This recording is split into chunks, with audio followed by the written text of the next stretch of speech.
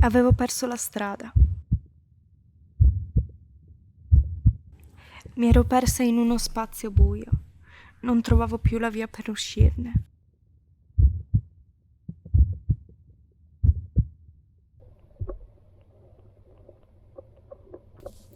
Mi sentivo sommersa, come se non ci fosse più nulla, solo il vuoto e un pesante buco nello stomaco.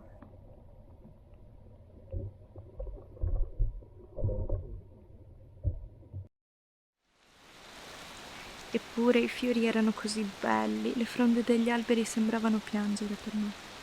Gocce trasparenti scendevano dalle masse violacee, mentre altre cadevano sui candidi fiori bianchi. La libertà non era mai stata così lontana. Mi perdevo nel bel mezzo delle lunghe spighe, come se mi tenessero prigioniera, dividendo le due parti di me più significative.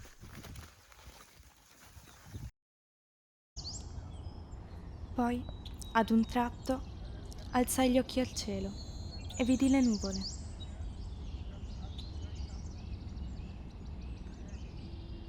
Sembravano trasformarsi in tutto ciò che volevo, a mio piacimento.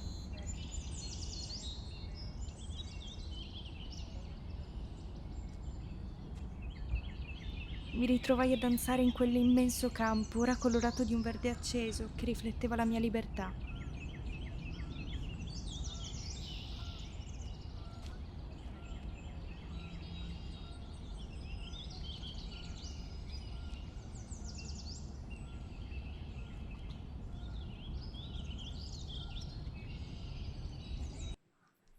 Avevo ritrovato la strada.